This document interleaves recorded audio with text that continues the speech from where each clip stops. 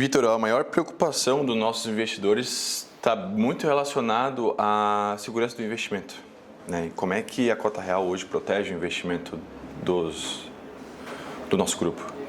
Eu acho que em primeiro lugar, eu sei que em primeiro lugar nós temos uma expertise muito grande, técnica na avaliação dos imóveis. Sim. E na negociação com as incorporadoras. Então, desde entender quanto que vale um terreno e como proteger esse contrato com a incorporadora é o que torna principalmente esse investimento seguro. Porém, depender somente da incorporadora ainda seria uma estratégia fraca, suscetível a erros. Então, nós contamos hoje com garantias complementares. Essas garantias complementares são a regulamentação da operação pela CVM, onde a gente não consegue dar um passo fora da linha. Nós também temos produtos financeiros que são garantidores da nossa operação, como fianças bancárias, seguros da operação. E o próprio imóvel, ele funciona como lastro da nossa operação. Então, a gente tem algo físico, tangível, que está lá, que se eu precisar liquidar para não perder o capital, nós temos esse imóvel lá. Me explica um pouquinho mais sobre o seguro. Como é que funciona na prática, assim, o seguro? O seguro funciona da seguinte forma. Esse produto se chama Seguro Garantia de Permuta e uma seguradora, que é uma instituição financeira maior do que eu, maior do que você, maior do que a incorporadora, ela garante os termos do contrato de permuta que foi realizado. Então, entre o dono do terreno e a incorporadora é feito um contrato chamado promessa de permuta, onde se está prometendo uma série de coisas, uma delas é o resultado financeiro. Outros pontos que são prometidos nesse contrato é o próprio prazo da operação, qualidade de obra e por aí vai, todos os itens dessa permuta. A seguradora, ela garante o contrato. Se algum dos itens for quebrado nesse contrato, a seguradora assume o risco no local da incorporadora e depois ela cobra da incorporadora o prejuízo que ela poderia vir a ter nessa operação. E tem vários corretores, investidores que acabam conhecendo, né, o modelo da Cota Real e falam assim, mas investir em apartamento na planta é mais seguro. O que você tem para dizer para essas pessoas que têm esse pensamento? As pessoas têm a impressão de que quando tem o registro de incorporação, existe segurança na operação. Na verdade, não é isso que acontece. O registro da incorporação, ele é uma regulamentação da obrigação do incorporador de entregar esse empreendimento. A lei da incorporação foi criada justamente para regulamentar a venda de imóveis não prontos. Isso foi criado lá na década de 60, justamente para diminuir o número de golpes que havia nessa situação de compra de apartamentos que ainda não estavam prontos. Porém, ter a obrigação de entregar algo é diferente de você ter lastro de garantia sobre essa entrega. E quando se compra um apartamento na planta, se compra uma obrigação, salvo se, em caso específico, não houver uma garantia complementar por parte do incorporador. No investimento de um terreno, você está comprando um imóvel que já existe. O imóvel já está lá, ele está presente lá. E você, no momento da transferência da propriedade desse imóvel para o incorporador, pode ter uma troca de garantia, uma substituição, algum mecanismo para continuar tendo aquela mesma propriedade sobre algo que possui lastro. Então, na verdade, essa questão de registro da incorporação me dá uma certa garantia é virtual, isso não existe. E as pessoas acabam fazendo investimentos de maneira ludibriada, achando que estão fazendo investimentos seguros, mas na verdade não é isso. E o que você acha do patrimônio de afetação? O patrimônio de afetação ele também é virtual. Por quê? Em tese, ele deve garantir que os recursos daquele empreendimento permaneçam neste mesmo empreendimento e que eles não sejam usados para outros fins que não seja a conclusão desse empreendimento. Ele foi criado para ser um mecanismo de garantia para que, de fato, esse empreendimento aconteça. Porém, na prática, eu sou professor de centenas de incorporadores e, na prática, eu te afirmo que o patrimônio de afetação não tem fiscalização e que o que acontece é que os recursos são usados da maneira com que o incorporador bem entende. Então, sem fiscalização, não tem a garantia do uso dos recursos para esse empreendimento e acaba se tornando um mecanismo virtual. Algumas pessoas confundem a cota real com cota terreno, né? O que você tem a dizer sobre essa visão de quem está conhecendo a cota real pela primeira vez? Existe uma diferença muito grande entre produtos financeiros e produtos imobiliários.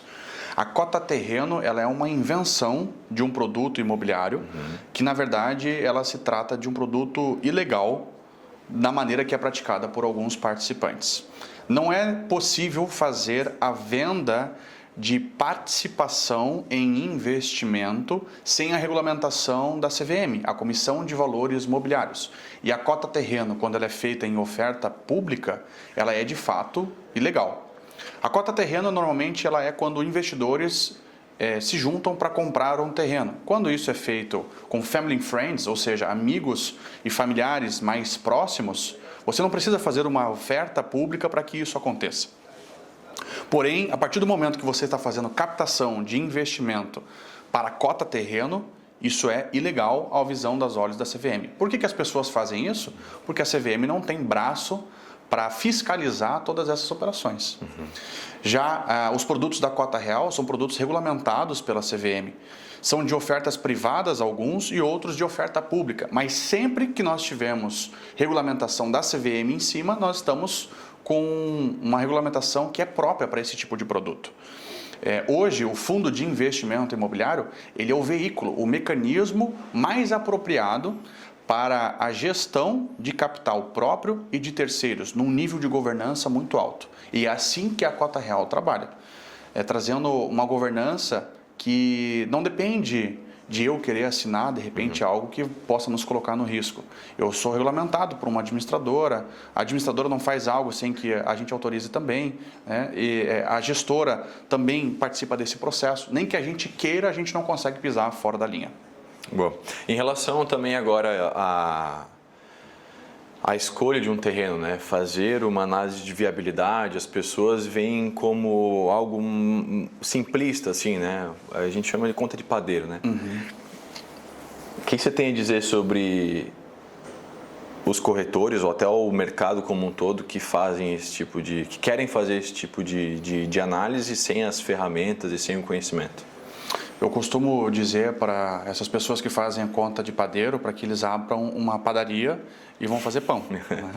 Porque para você falar sobre investimento imobiliário precisa ser profissional na análise, né, do investimento imobiliário. Sim. É possível simplificar esse tipo de análise? Sim, sintetizando ela no nível mais alto que existe. Para você ter ideia, eu tenho centenas de alunos na área da incorporação e muitos incorporadores não fazem corretamente as próprias contas dos seus empreendimentos imobiliários. Né? E eu passo o meu modelo para eles para que eles possam entender como realmente tem custos que eles não estão vendo na sua operação que precisam estar naquela conta. Por quê? Quando nós compramos um terreno como cota real e queremos permutar com uma incorporadora, eu preciso saber até onde ela vai. E por isso é importante que eu faça a conta que ela vai fazer. Quando eu faço a conta que a incorporadora está fazendo, eu sei até onde ela pode ir, porque ela pretende um resultado específico. Então, até onde ela pode ir é o valor que ela quer me pagar por este terreno na permuta. Eu sabendo o valor que ela quer me pagar neste terreno na permuta, eu sei o valor que eu vou poder pagar no terreno para comprar em dinheiro e essa rentabilidade ela vai poder ser calculada dessa forma. Então, mais do que fazer uma análise de conta de padeiro, eu preciso saber se o empreendimento ele é viável em termos do potencial construtivo do terreno, se o produto que foi desenvolvido neste futuro empreendimento é um produto vendável, como que está a oferta e a demanda daquele local, para que de fato esse empreendimento, aos olhos de uma incorporadora, e uma boa incorporadora, tem que ser uma incorporadora experiente, ele seja um produto viável. Ele sendo um produto viável, eu tenho chances de negociação e boas chances de negociação. Como já aconteceu em situações onde a incorporadora olhou para o terreno onde nós chegamos ofertando por 100% permuta, e ela falou assim, vocês conseguiram comprar o terreno X? E eu falei, sim, parabéns. Que baita imóvel que vocês compraram. Então, o desenvolvimento de um produto imobiliário viável, com uma conta que agrade a incorporadora e que funcione em termos de segurança e rentabilidade sobre o investimento que a cota real está fazendo, esse sim é uma análise de viabilidade profissional. E qual que é a conta que o incorporador fica confortável, que ele está buscando, assim? Se o incorporador vai ter um dispêndio de caixa no início do projeto, normalmente ele busca uma rentabilidade de cerca de 30% de EBITDA na sua operação. Para aqueles que não sabem o que é EBITDA, é o lucro antes dos impostos e das taxas. Não é a última linha ainda, mas é algo muito próximo disso. Aquele incorporador que está tomando um pouco mais de risco e não está tendo tanto dispêndio de caixa já no início do projeto, ele vai procurar um resultado um pouco mais moderado, na faixa dos 25%, 27%. Incorporadores que estão tomando um risco desnecessário fazem essas obras por 20% de resultado de EBITDA. E isso é um pouco perigoso, porque no momento de mercado com Selic a 15, a gente vai olhar para um resultado de empreendimento imobiliário que tem risco trabalhista, risco com prefeitura, licenciamento e tudo mais, fica muito próximo esse resultado um do outro. Já as ótimas incorporadoras, aquelas que são mais agressivas em resultado, vão procurar resultados na casa dos 35%, 40% de EBITDA. Aí depende também do nome dela, da região que ela está. O mercado imobiliário ele tem essa característica de ser muito regional. Então, cada incorporadora tem a sua forma de atuar. Então, a mão de obra é regional, a forma de pagamento é regional, o produto, o apartamento de 2 dormitórios, por exemplo, numa região, não é da mesma forma em outra região. Então, essa regionalidade ela precisa ser tropicalizada para dentro deste projeto, deste investimento específico. E aí, cada incorporadora tem a sua TMA, que é a taxa mínima de atratividade. A taxa mínima de atratividade de uma incorporadora é o que vai determinar se esse investimento é um bom negócio para ela ou não. Em relação a quantos por cento de permuta eu consigo pegar nesse terreno, como é que você explicaria isso para um terrenista ou até mesmo para um próprio investidor da cota real? Como é que você chega nesse número? A verdade é que cada terreno possui um potencial construtivo. Em cima desse potencial construtivo é desenvolvido um projeto arquitetônico, um anteprojeto ou um estudo de massa, tecnicamente falando o nome é esse. Tá? Em cima desse estudo de massa é possível saber o que dá para fazer nesse terreno. Um terreno vale aquilo que dá para fazer nele. Se dá para fazer uma casa, esse terreno vale uma casa. Se dá para fazer um prédio, esse terreno vale um prédio. Em cima desse estudo do potencial construtivo, é possível descobrir o valor desse terreno. Em cima do potencial construtivo, foi feito um projeto arquitetônico. Esse projeto arquitetônico dá um número X de unidades. E em cima desse custo de obra, dos impostos, o valor do metro quadrado. O valor do metro quadrado na venda, do custo administrativo, aí sim a gente vai ter um resultado do incorporador. Quanto que o incorporador pode pagar nesse terreno? O máximo que esse terreno for atrativo para ele ainda assim ir lá tomar o risco e fazer essa obra. Então, um percentual específico num imóvel ou numa região, ele pode ser um pouco perigoso. Nessa região paga 15% de permuta, nessa aqui paga 20% de permuta. Isso não é uma regra, porque depende de muitos outros fatores. É multidisciplinar essa análise. Se o terreno tem um curso d'água, já possui uma restrição. Se o terreno possui vegetação, é um outro tipo de restrição. Se possui um zoneamento que não é muito aplicável para um potencial construtivo que não fica legal, já é um outro tipo de restrição. Se o terreno possui uma geometria que não fica boa, também é um tipo de restrição. Na cota real a gente já avaliou centenas e centenas de terrenos, então a gente tem muita expertise de bater o olho e saber, esse terreno dá para a gente avaliar, esse aqui não dá para avaliar. E quando a gente escolhe avaliar um terreno, a gente já sabe que vai fazer um bom projeto e que esse bom projeto tem que ser um bom negócio para a incorporadora, senão eu vou afastar as boas incorporadoras de vir fazer um negócio comigo. Eu não quero incorporadoras ruins, eu quero boas incorporadoras, por isso eu preciso que essa incorporadora também ganhe dinheiro e que o valor que ela vai me pagar em permuta seja o suficiente para ter uma boa rentabilidade com segurança em relação ao preço que nós estamos pagando no terreno. Olhando para uma análise de terreno, o que, na tua visão, são os 3 pontos mais importantes para não fazer uma compra errada? Os 3 pontos mais importantes. Primeiro, análise do potencial construtivo. O plano diretor, zoneamento. Plano diretor, zoneamento, a parte ambiental. Entender quais são as restrições e o que dá para fazer nesse terreno. Eu acho que esse é o principal motivo, assim, né, de você entender o quanto de frutos que essa semente pode gerar. Né? O segundo ponto é uma diligência muito boa no imóvel e também no proprietário do imóvel. Tá. Porque Se o proprietário do imóvel tiver algum tipo de processo que venha a recair dívidas e a justiça entenda que ele tem patrimônio no momento desse processo em tramitação, se ele tem patrimônio, mesmo que eu já tenha comprado e transferido esse imóvel para a empresa, essa negociação ela pode retornar. Então isso oferece um risco muito grande, por isso que é necessário diligenciar não só o imóvel, mas toda a parte jurídica também dos proprietários, do proprietário ou dos proprietários. E eu acredito que o terceiro ponto, para a gente não incorrer em risco, assim, que é fundamental, é a negociação em si. Eu costumo dizer que fazer um grande negócio é como entrar numa sala fechada com um gato. Você precisa ter uma porta de saída, porque se o gato ficar bravo, ele vai subir em você. Então, se não tiver uma porta de saída para ele fugir, ele vai te atacar. Então, um contrato, uma negociação muito bem feita, como que se liquida caso aconteça algum problema? Então, o terceiro ponto seria essas habilidades de negociação, de montar esses contratos com o proprietário do terreno e também com a incorporadora, para poder fazer uma negociação rentável e segura. Você já viveu algum caso onde você se safou de uma negociação de compra de terreno que você viu que no papel era muito boa, mas depois, uma diligência, você se safou de perder um dinheirão, né? Com certeza. Teve um imóvel uma vez que eu fiz um contrato com ele, nós fechamos esse contrato e no andar, né, desse contrato ele previu o seguinte: vai ser aprofundada a análise, existia uma dívida gravada no terreno, a faixa de R$280 mil, e ao andar, nós tínhamos aí um prazo de 90 dias após o fechamento do contrato para que as diligências se aprofundassem.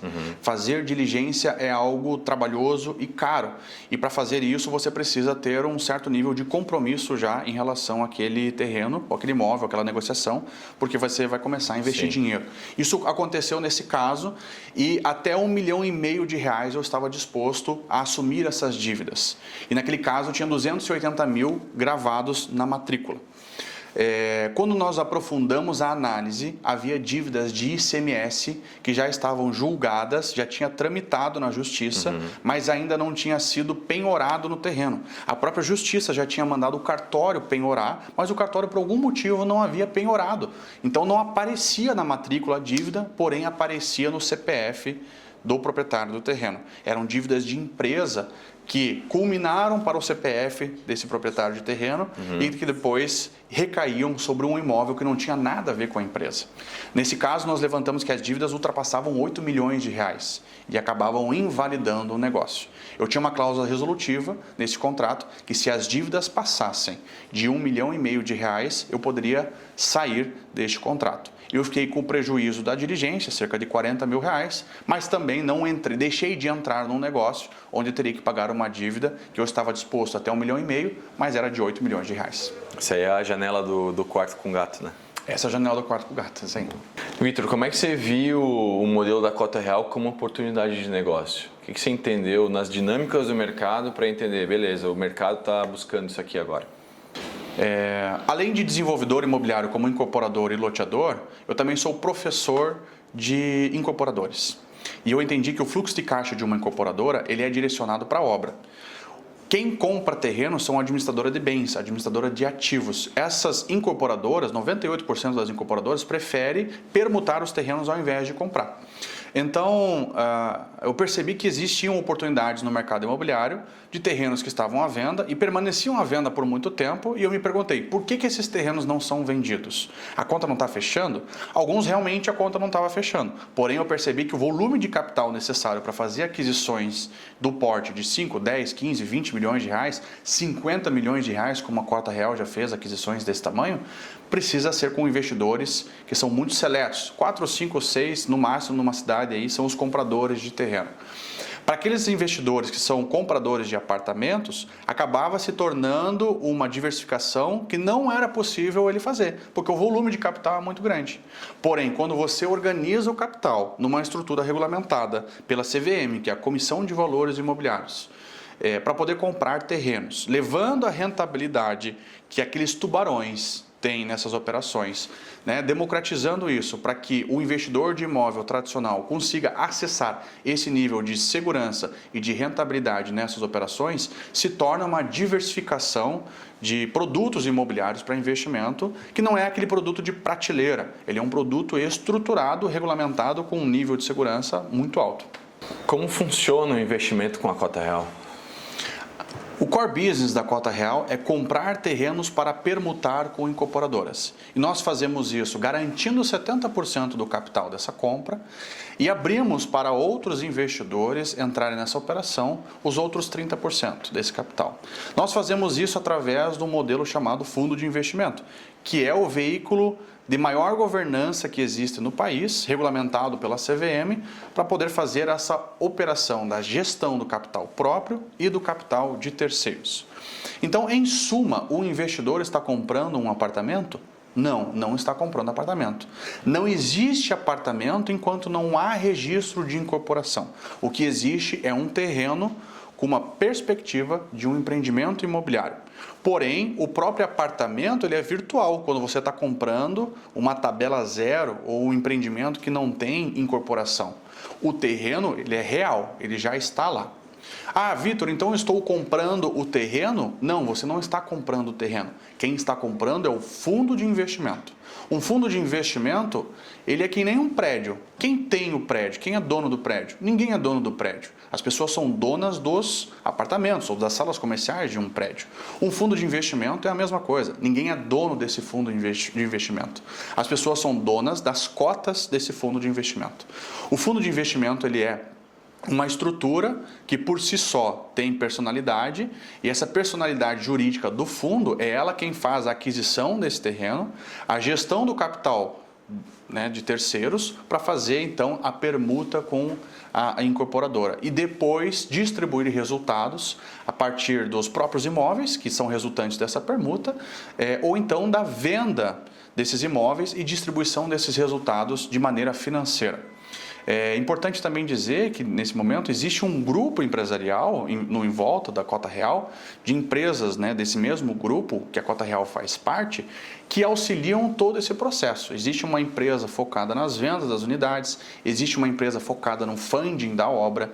Então, esse ecossistema de empresa contribui para que o modelo da cota real seja o investimento mais rentável e mais seguro do mercado imobiliário.